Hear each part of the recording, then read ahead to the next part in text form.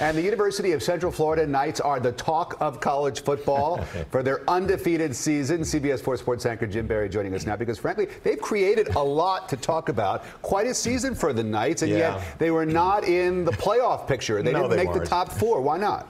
Because they play in the American Athletic Conference. They beat up on teams like Cincinnati and Navy and UConn. I'm sorry. That is not going to get you in the college football playoff. Look, they had a great run, 13-0, nothing to sneeze at. But in their minds, they should have been included. And here's what they posted. The equation they have. Look, they're saying, we beat Auburn. They beat Georgia and Alabama, the two teams that will play for the national title. So we, the Knights, should be included. Sounds like they have a point. Well, they have an argument, but look, you can't just throw out the rest of their schedule. They're playing an Auburn team that had nothing to prove. They were kind of in a letdown game after losing in the SEC championship. So I just think that UCF, for all the glory they had this year, this one victory does not earn them the chance to play for the national championship. Now, there was a time when there was sort of a split championship. You'd have the champion of one conference. I don't even, what did they call it, back in the 80s and the 90s? Yeah, that's before we had this whole bowl system, before the BCS, when you could argue about,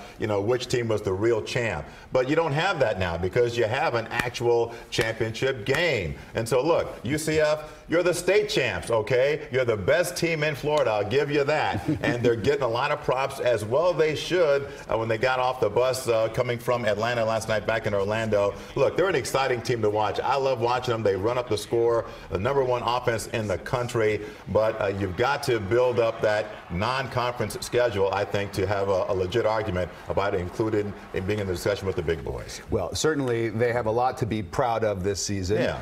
But maybe it's one and done because they're about to lose a whole lot. Their coach is going to Nebraska. I think his entire staff is going to Exactly Nebraska. right. Scott Frost did a marvelous job. And frankly, I think that's really the most interesting thing about this whole story. Scott Frost burning the candle at both ends. Here's a guy who was coaching this team in Orlando. Then he would hop on a plane and go out and recruit for Nebraska, his new team. So you have to really give him a lot of credit for sticking it out and showing that his heart really was with these kids. The guy's going to replace him, Josh Heupel, says that he's going to run the same system for these players. I think that's smart. Why not? Yeah, sure. Because they've been 13-0. The one other thing I would say, Rick, is this. I think this does illustrate, in the college basketball framework, a small school, so to speak, does get a chance to play the big boys and prove that they can hang. So maybe they have to look at readjusting this playoff system, maybe expand it to 6 teams and give an at-large bid to one of these teams that's not in the Power 5 conference, so it's not the same teams over and over. These playoffs were supposed to get rid of the controversy. They were. Not quite, though. I love the controversy. Exactly. Gives us something to talk about. Yeah. Happy New Year to you. Good to see you.